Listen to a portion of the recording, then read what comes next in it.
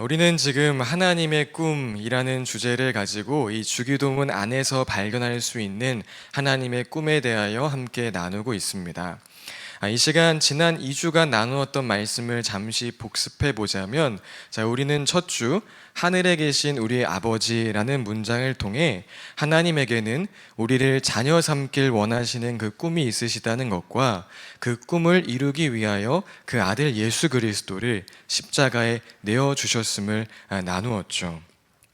그리고 성령이 주시는 믿음으로 이와 같은 사실을 우리가 진정으로 믿을 때에 이 하나님의 꿈, 우리를 자녀 삼기 원하시는 그 꿈에 우리가 응답할 수 있게 된다고 나누었는데, 오늘 이 시간에도 우리를 자녀 삼길 원하시는 그 아버지 하나님의 꿈과 이를 위해 예수 그리스도께서 나를 대신하여 십자가에서 죽으셨다는 놀라운 사실이 성령의 역사로 믿어지고 더욱 실감나는 일이 오늘 이 자리 가운데 임하길 기도합니다.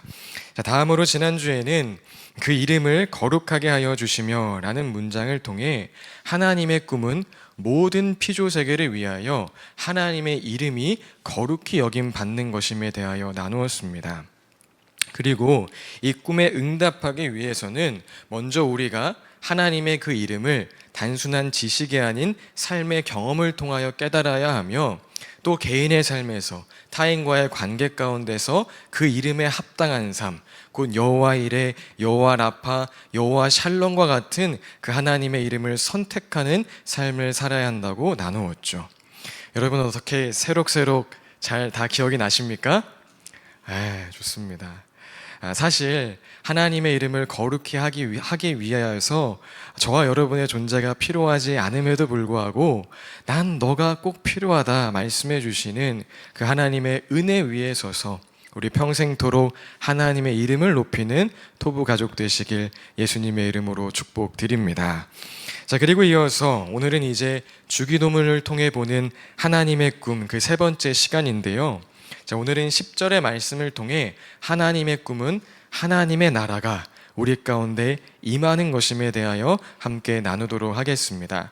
우리 10절 말씀만 함께 한 번 더 읽어볼까요? 시작!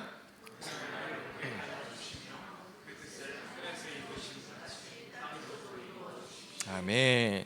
10절을 통해 발견할 수 있는 오늘 함께 나눌 하나님의 꿈은 하나님의 뜻이 이루어지는 그 하나님 나라가 우리 가운데 임하는 것이란 사실입니다. 그렇다면 하나님께서 우리에게 임하시길 꿈꾸시는 그 하나님의 나라는 과연 어떤 나라일까요? 이제 이 질문을 시작으로 본격적으로 오늘의 메시지를 풀어갈 텐데요. 그 전에 한 가지 말씀드리자면, 하나님 나라는 이 주기도문의 중심을 이루는 가장 중요한 주제이면서 또 우리가 평생토록 함께 연구하고 고민하고 씨름해야 하는 성경 안에서 정말 중요한 주제이기 때문에 당연하게도 오늘 이 짧은 시간 동안 하나님 나라에 관한 모든 내용을 다룰 수는 없습니다. 그렇기 때문에 하나님 나라에 대한 내용들이 궁금하시고 더 알기 소망하시는 분들은 오늘의 추천 도서인데요. 팀 켈러 목사님의 일과 영성이라는 책과 우리 톰 라이트 박사님의 마침내 드러난 하나님 나라라는 책 올해 꼭 한번 구입하셔서 읽어보시길 추천드립니다. 그리고 비록 오늘 하나님 나라에 관한 내용을 우리가 다 나누지 못하지만 그럼에도 오늘 기도로 준비하고 믿음으로 전하는 내용 가운데 성령의 도우심으로 딱 이 시즌 우리 교회와 또 개인에게 필요한 하나님의 마음이 임하기를 간절히 기도합니다. 그럼 다시 본론으로 돌아와서 지금부터 하나님께서 우리에게 임하길 꿈꾸시는 그 하나님 나라는 과연 어떤 나라인가에 대하여 나누자면, 그 하나님 나라는 먼저 눈물과 고통이 없는 기쁨의 나라라고 소개할 수 있을 것 같습니다. 하나님 나라에서는 육체적인 고통과 마음의 질병도 모두 완전하게 치유를 받게 되는 것이죠. 바울은 고린도전서에서 우리가 이 땅에서 경험하는 질병, 장애, 노화, 그리고 마지막 원수인 그 죽음은 끊임없이 우리를 절망하게 만들지만 하나님 나라에서 우리는 가장 아름다운 육체로 새로운 육체를 입고 부활하게 될 것이라고 말합니다. 우리 고린도전서 15장 말씀 함께 읽어보겠습니다. 시작. 죽은 사람들의 부활도 이와 같습니다.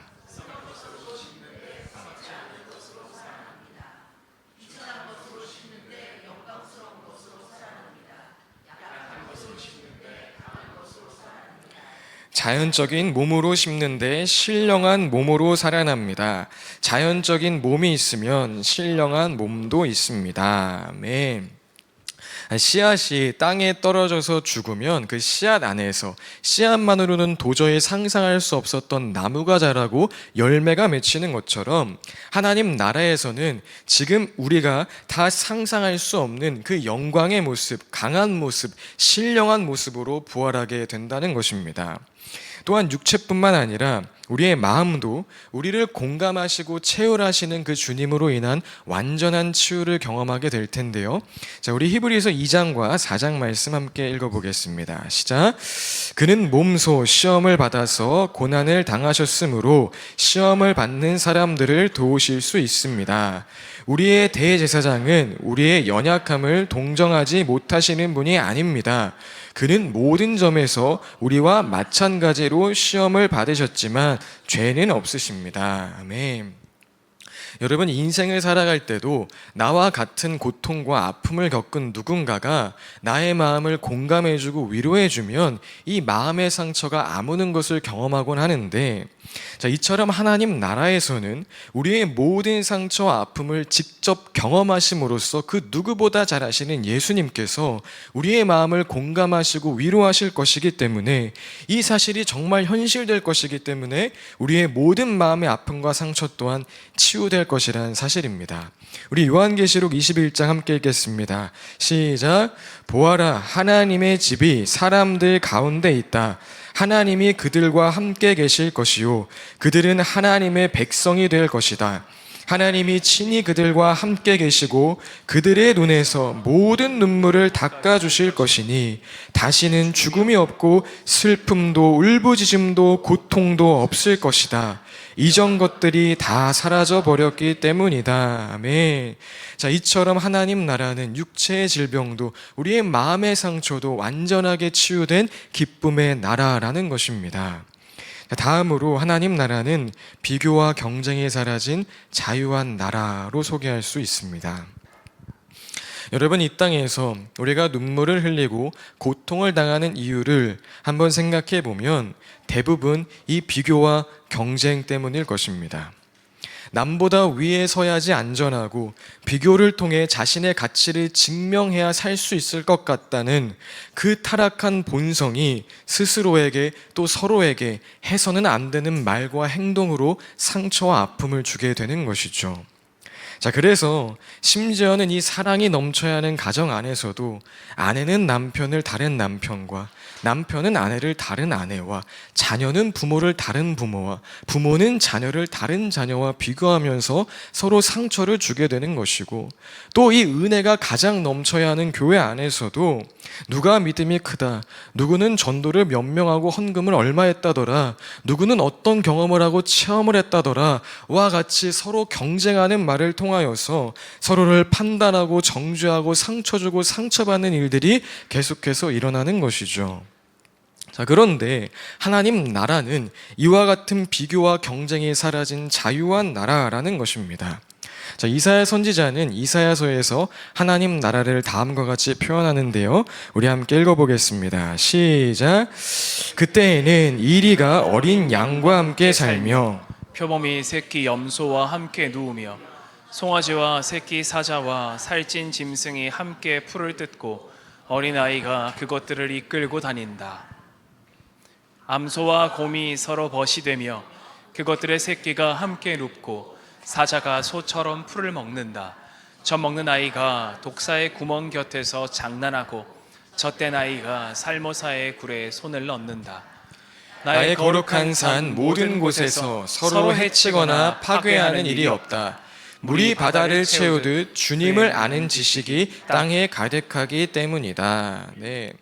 하나님 나라는 모두가 똑같은 모습을 하고 모두가 똑같은 능력을 분배받는 그런 사회주의의 모습이 아닌 이리, 어린 양, 표범, 염소, 송아지, 사자 등 각자의 개성과 능력이 분명하게 존재하는 나라지만 이리가 그 날카로운 이빨로 어린 양 위에 군림하려 하지 않고 또 어린 양은 그 깨끗한 양털로 이리를 정죄하려 하지 않는 나라, 오히려 가장 연약한 어린아이가 그 모든 동물들을 끌고 다닐 수 있는 나라, 그리하여 서로 해치거나 파괴하는 일이 없는 자유한 나라라는 것입니다.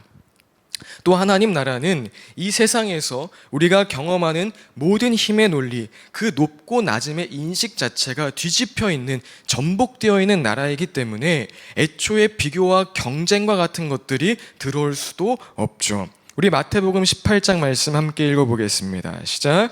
그때에 제자들이 예수께 다가와서 물었다. 하늘 나라에서는 누가 가장 큰 사람입니까? 예수께서 어린이 하나를 곁으로 불러서 그들 가운데 세우시고 말씀하셨다. 내가 진정으로 너희에게 말한다. 너희가 돌이켜서 어린이들과 같이 되지 않으면 절대로 하늘나라에 들어가지 못할 것이다. 그러므로 누구든지 이 어린이와 같이 자기를 낮추는 사람이 하늘나라에서는 가장 큰 사람이다. 아멘.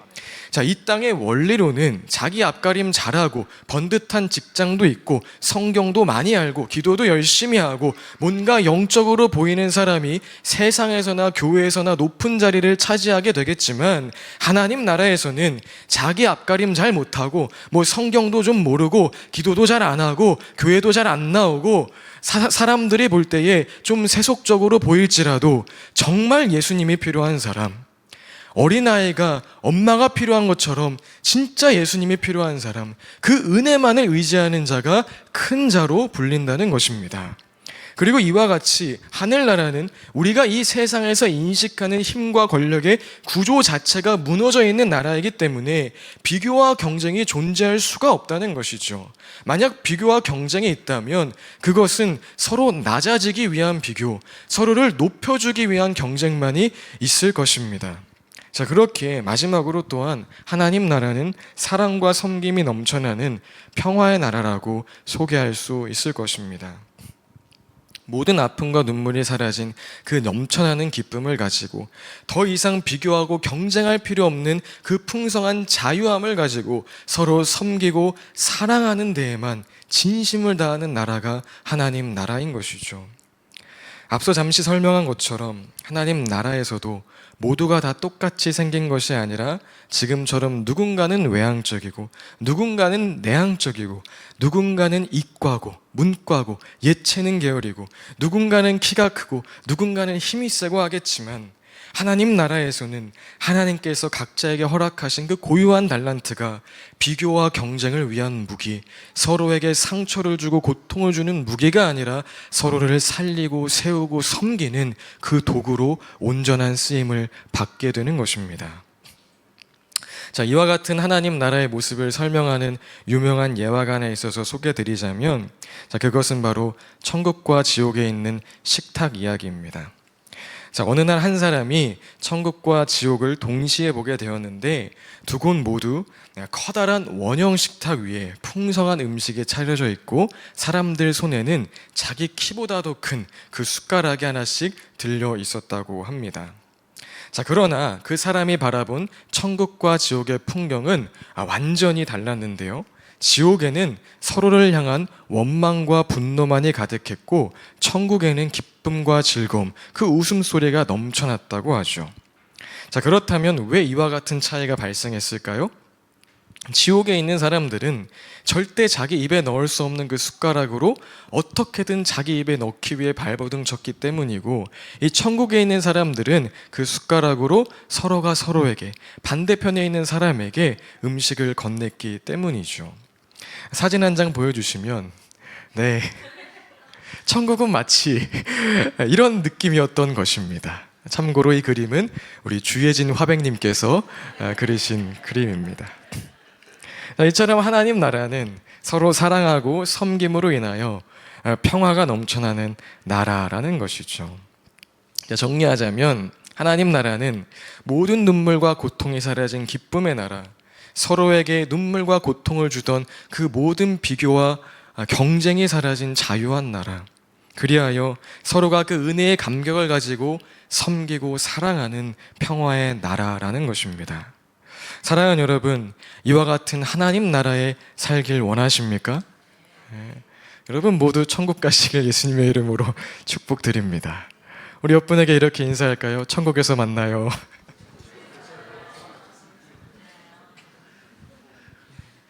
자, 그런데 여러분 중요한 것이 있습니다. 하나님 나라에 가고 싶은 우리의 간절함보다 우리가 하나님 나라에 거하길 원하시는 그 하나님의 간절함이 훨씬 크기 때문에 하나님은 우리가 죽는 날까지 기다리시는 것이 아니라 지금 당장 이곳에서 그 하나님 나라를 누리길 원하신다는 것입니다. 우리가 지금 하나님 나라에 거하길 원하신다는 것입니다. 이것이 바로 오늘 본문 말씀, 그 나라가 오게 하여 주시며 그 뜻이 하늘에서 이루신 같이 땅에서도 이루어 주십시오라는 문장 안에 담겨 있는 하나님의 꿈인 것이죠. 자, 그렇다면 우리는 어떻게 이와 같은 하나님의 꿈에 응답할 수 있을까요? 오늘도 두 가지로 함께 나누길 원하는데요. 자, 먼저는 우리 안에 자리 잡고 있는, 한번 따라해 볼까요? 이원론적 사고를 버려야 합니다. 여러분, 우리 안에 자리 잡고 있는 그 이원론적 사고를 돌이켜야 합니다. 여러분, 현대 많은 크리스천들이 가지고 있는 신앙에 대한 큰 오해 중 하나는 이 물질 세계는 악하고 영적인 세계만이 선하다고 생각하는 것입니다. 하나님께서는 이 악하고 멸망받을 세상에서, 난파선과 같은 이곳에서 우리를 구출하시기 위하여 예수님을 보내셨고, 우리는 그 예수를 믿음으로 말미암아 구출되었고, 우리의 영이 아직 이 육체 가운데 갇혀있긴 하나 우리의 생각과 마음을 잘 지키고 있으면 이제 어느 날 우리의 영은 이 육체를 탈출하여 하나님 나라로 이동하게 될 것이라는 이와 같은 잘못된 생각을 너무나 많은 사람들이 굳게 믿고 있다는 것입니다. 그런데 여러분 꼭 기억하십시오. 자, 이와 같은 생각은 하나님의 말씀을 따른 것이 아니라 플라톤의 이원론, 즉 보이지 않는 세계는 선하고 보이는 물질의 세계는 열등하거나 악하다고 보는 그 철학적 사조에 강한 영향을 받은 생각이라는 사실입니다. 자, 그렇게 이와 같은 생각은 하나님 나라가 우리 삶의 임함을 가로막게 되는 것인데요. 자, 먼저 개인에게 주어진 삶의 자리에서 그 하나님 나라를 기대하지 못하도록 만들죠. 이원론적 사고를 가지고 살면 물질 세계의 일들은 모두 열등하고 악한 일로 생각하게 되기 때문에 교회 활동 외에 오늘 내게 맡겨진 일들, 땀 흘리며 수고하는 그 일상의 삶은 무의미하게 느껴지기 시작하고, 아유 빨리 죽어서 천국이나 갔으면 좋겠다와 같이 자신의 삶을 귀히 여기지 않는 그런 말들을 하게 되며 오늘 내 삶에 임하는 하나님 나라는 전혀 기대하지 못하게 된다는 것입니다. 팀 켈러 목사님은 이와 같은 현상이 두드러지게 나타났던 이 중세교회의 모습을 다음과 같이 설명하시는데요. 함께 읽어보겠습니다. 시작. 당시 중세교회는 교회를 위해 교회 안에서 행하는 직무이어야만 하나님을 위한 일의 요건을 갖출 수 있었다. 그렇다면 오로지 수도사와 신부 또는 수녀가 되지 않고는 부름을 받아 주님을 섬길 길이 없다는 결론에 이른다. 흔히 그걸 신령한 직분이라고 불렀으며 그 밖에 다른 이들이 하는 일은 일반적이고 세속적인 노동은 천박하지만 불가피한 일로 보았다. 고대 그리스도인들이 육체 노동을 대하는 태도와 별 차이가 없는 관념이었다. 여러분, 중세교회는 교회 안에서의 일만을 신령한 직분이라 말하고 그 밖에 다른 일들은 세속적이거나 천박한 일로 여겼는데, 이는 고대 그리스도인들의 생각, 플라톤의 이원론과 크게 다르지 않는 생각이었다는 것입니다. 즉 이처럼 이원론적 사고, 이 땅은 악하고 영적인 세계만이 선하다는 생각은 개인에게 주어진 삶의 자리에서 하나님 나라를 바라보지 못하게 만든다는 것이죠. 또 이와 같은 생각은 개인을 넘어 타인과의 관계, 모든 피조 세계 가운데 임하는 하나님 나라 또한 거부하게 만드는데요.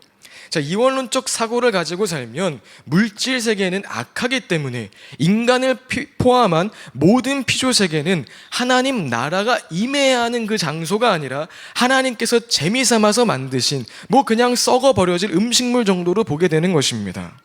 자, 그래서 세상의 타락상을 볼 때마다 하나님 나라를 기대하는 것은 고사하고, 난 이 음식물 쓰레기 같은 세상에서 건진받아서 참 다행이다, 우리 아이들은 저런 더러운 아이들과 어울리지 않아서 참 다행이다 와 같은 어처구니 없는 생각을 하며 그렇게 타인과 세상을 대하게 되는 것이죠. 이와 같이 이원론적 사고는 자신과 타인을, 또 서로가 서로를 결국 구분짓고 비교하고 경쟁하게 만드는 하나님 나라를 가로막는 삶을 살게 만든다는 것입니다. 이 이원론적 사고는 하나님을 열정적으로 사랑하는 종교인처럼 사람들에게 보이기에는 큰 도움이 되겠지만, 눈물과 고통이 없고 비교와 경쟁이 없고 사랑과 섬김이 가득한 하나님 나라는 기대조차 하지 못하게 만들 위험성이 너무 크다는 것이죠. 따라서 이 땅에서 하나님 나라를 경험하기 위해서는, 하나님의 꿈에 응답하기 위해서는 우리 안에 자리 잡고 있는 이와 같은 이원론적 사고방식들, 오늘 주어진 나의 삶과 또 오늘 만나는 타인과 피조 세계를 하나님 나라가 임할 수 있는, 하나님 나라가 임해야 하는 그 존귀한 대상으로 여기지 못하게 만드는 이 이원론적 사고방식이 사라져야 한다는 것입니다. 오늘 이 시간 하나님 나라가 우리 삶 속에 임함을 가로막는 이와 같은 이원론적 사고가 발견되고 돌이켜지는 은혜가 교회 공동체 가운데 임하길 예수님의 이름으로 축복드립니다. 자, 다음으로 하나님의 나라와 뜻이 이 땅에 임하길 원하시는 그 하나님의 꿈에 응답하기 위하여서는 이제 예수 그리스도를 통한, 예수 십자가에 근거한 그 믿음을 취하고 그 믿음의 능력을 사용해야 합니다.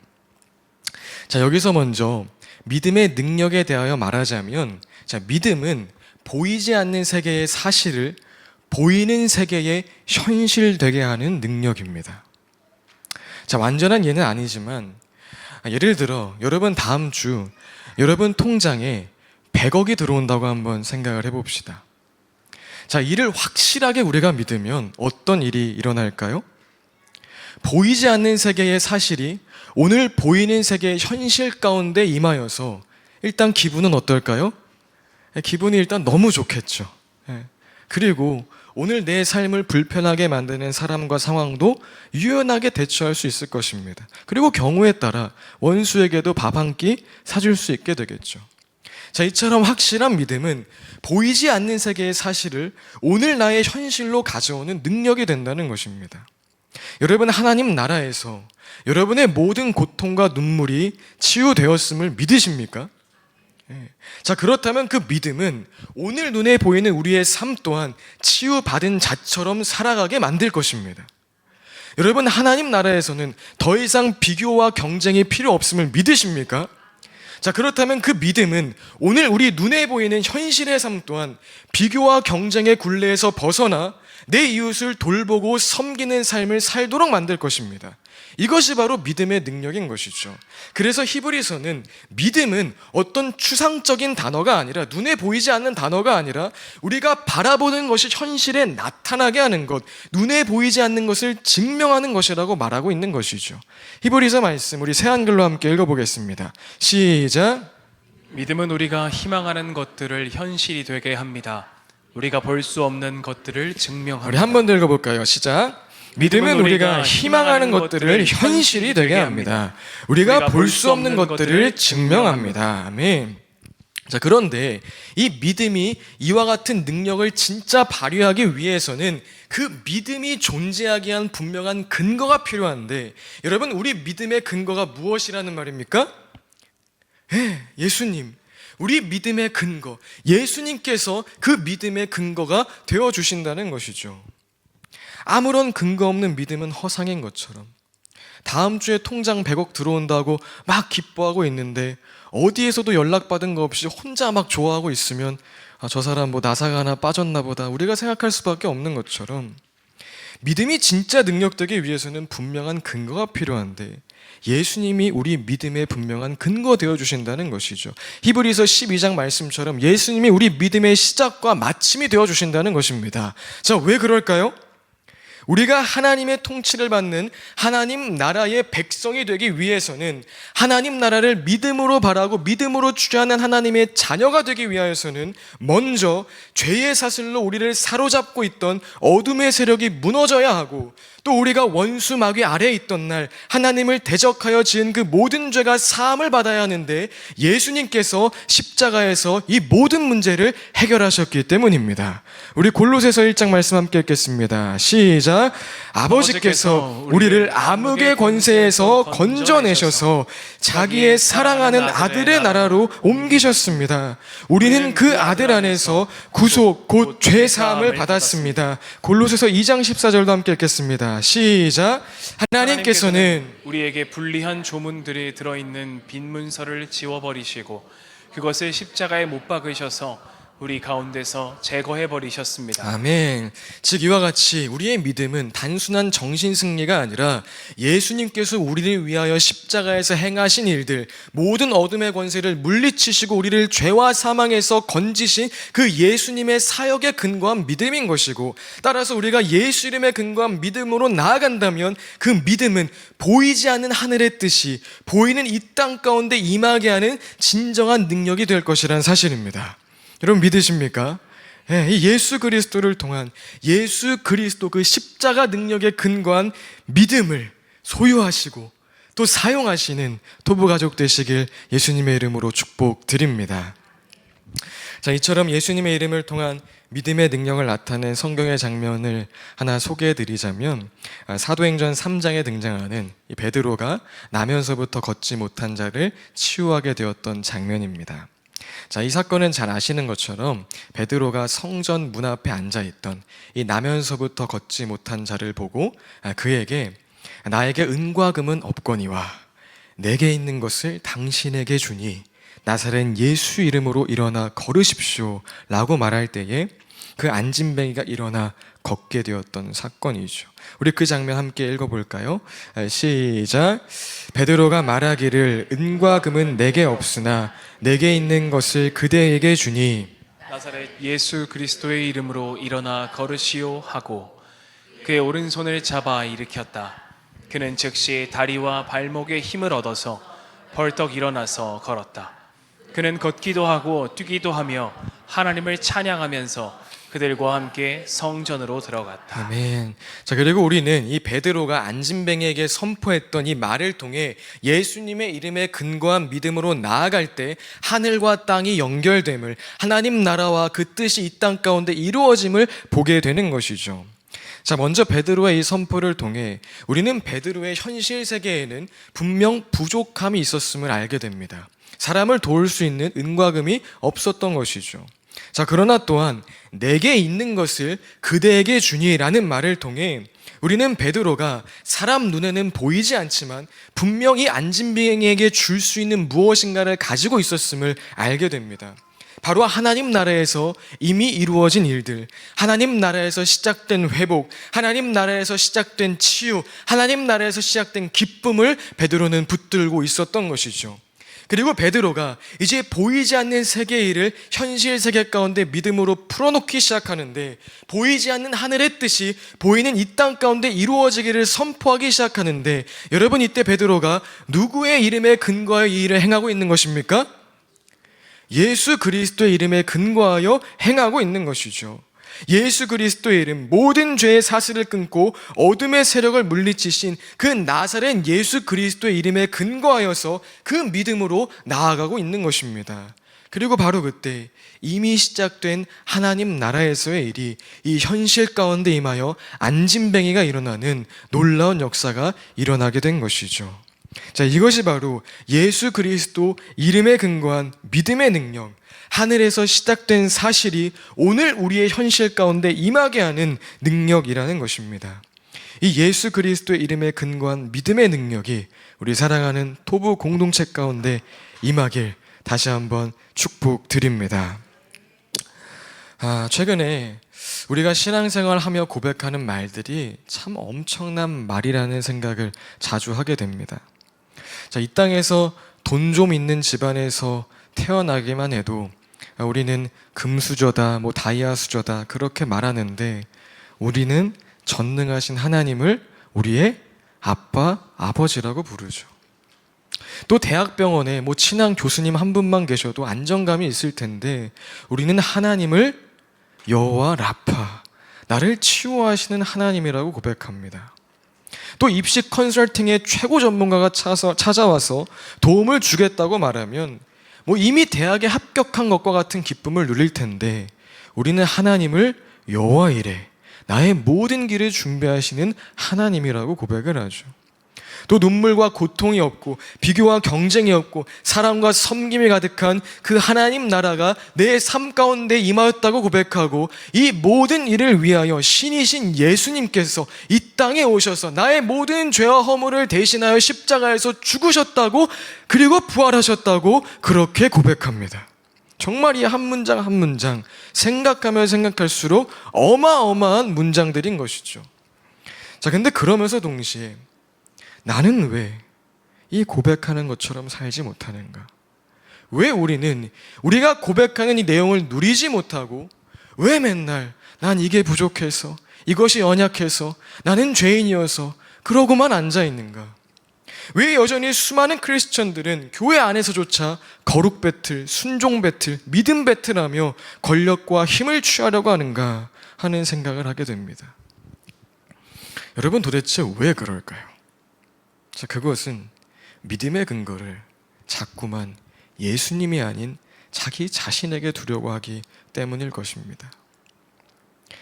믿음의 근거를 예수님이 아닌 나의 경건 상태에 두기 때문에 이번 주 규칙적인 생활하고 특별히 죄 안 짓고 좀 신앙생활 열심히 하면 스스로 천국 갈 만한 사람이라 생각하고 그렇게 떵떵거리며 사는 것이고, 반대로 교회 생활도 잘 안 하고 성경도 좀 안 보고 좀 세속적으로 놀았다 싶으면 난 역시 천국이라 어울리지 않아 그러면서 스스로를 창고 속에 가둬두게 되는 것이죠.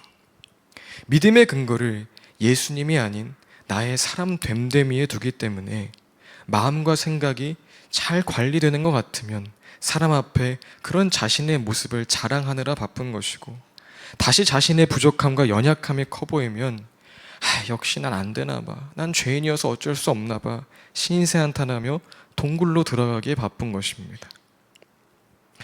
여러분, 매일 교회 나와서 봉사한 사람이 천국 갑니까? 한 달에 한 번씩 교회 나온 사람이 천국 갑니까? 주님의 은혜 입은 자가 천국 가는 것입니다. 여기에서 설교하는 홍준기의 삶 가운데 하나님 나라가 임합니까? 아니면 이 시간 어딘가에서 신나게 놀고 있을 홍준기가 있다면 그 홍준기에게 하나님 나라가 임합니까? 예수 이름에 근거한, 예수 십자가에 근거한 믿음으로 나아가는 자에게 천국이 임하는 것입니다. 여러분, 사람의 공로, 사람의 의지, 사람의 경건 상태, 사람의 출신 배경, 그 무엇도 아닌 오직 예수 그리스도만이 믿음의 근거가 된다는 사실을 꼭 기억하시기 바랍니다. 자, 오늘 베드로도 부족함 투성이인 사람이었고 은과 금도 없는 사람이었지만 베드로 또한 예수 이름에 근거한 믿음으로 나아갈 때 하나님 나라가 시작되었다는 사실을 평생토록 기억하시기 바랍니다. 그리하여 우리가 고백하는 그 모든 위대한 내용이 성취되는, 하나님 나라와 그 뜻이 정말 우리 삶 속에 임하는 놀라운 축복 누리시길 예수님의 이름으로 축복드립니다. 말씀을 정리합니다. 하나님의 꿈은 눈물과 고통이 없고 비교와 경쟁이 없고 사랑과 섬김이 가득한 그 기쁨의 나라, 자유의 나라, 평화의 나라, 그 하나님 나라가 바로 지금 여기 당장 우리 삶 가운데 임하는 것입니다. 이 꿈에 응답하기 위하여 먼저 오늘 우리의 삶을, 이 땅을 악으로 바라보게 만드는 이원론을 버리시기 바랍니다. 교회는 거룩하고 내가 일하는 그 현장은 악하다는 생각을 버리시기 바랍니다. 여러분, 그것도 하나님 나라가 임해야 하는 현장입니다. 하나님은 교회 안에서만의 하나님이 아닌 온 우주 만물의 하나님이시오. 하나님은 주일만의 하나님이 아닌 월요일부터 토요일까지의 하나님이시라는 사실을 우리가 분명하게 기억할 때 우리의 삶 속에 하나님 나라가 시작될 것입니다. 또한 하나님 나라가 임하기 위하여 예수 그리스도를 통한 예수 십자가에 근거한 그 믿음의 능력을 취하시고 사용하시길 바랍니다. 나의 의와 공로 아닌 오직 예수 그리스도의 십자가 의지하여 하늘에서 이미 시작된 일들을 예수 이름으로 이 땅에 선포하기 시작할 때에 하늘과 땅이 연결되는 놀라운 역사가 우리의 삶 속에 이루어질 것입니다. 이미 시작되었고 앞으로 완성될 하나님 나라의 사실들이 오늘 우리의 현실 가운데 작용하는 것을 보게 될 것입니다. 여러분이 가지고 있는 아픔과 슬픔의 자리에서 예수님을 통한 믿음으로 이미 시작된 하나님 나라의 기쁨, 앞으로 완성될 하나님 나라의 즐거움을 바라보시길 바랍니다.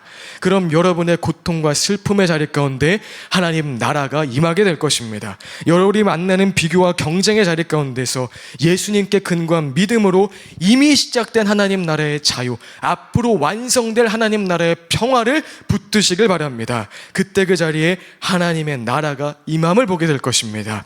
여러분뿐만 아니라 여러분을 통하여 그 주변에 있는 자들까지도 하나님 나라를 맛보게 될 것입니다. 그렇게 지금 내 삶에 임한 하나님 나라를 경험하고 이 땅에서 우리 함께 하나님 나라를 이루어가고 우리 예수님 다시 오시는 날 그 완성될 하나님 나라를 함께 바라보는 우리 사랑하는 토부 가족 되시길 예수님의 이름으로 축복드립니다. 우리 이 시간 함께 말씀 기억하며 찬양하기 원합니다. 사랑해 주님 감사드립니다. 하나님을 믿는다는 것이 무엇인지 우리 교회 공동체 가운데 더욱 명확하게 알게 하여 주시옵소서. 예 주님, 그 기쁨의 나라, 자유의 나라, 평화의 나라 지금 이 시간 이 자리에서 누리길 주님께서 꿈꾸십니다. 하나님, 이원론적인 생각도 돌이키고 교만한 마음도 돌이키고 지금 이 시간 속에 임하는 나의 삶에 임하는 하나님 나라를 소원하게 하여 주시옵소서. 또한 나의 공로, 나의 힘, 나의 의지 그것을 근거 삼는 것이 아니라 오직 예수 십자가, 그 십자가 죽음과 부활만을 근거로 삼아 그 믿음으로 하늘에서 시작된 일을 이 땅에서 누리는, 이 땅에서 취하는 그 믿음의 역사가 사랑하는 교회 공동체 가운데 있게 하여 주시옵소서. 주님 감사드립니다. 예수님의 이름으로 기도합니다. 아멘.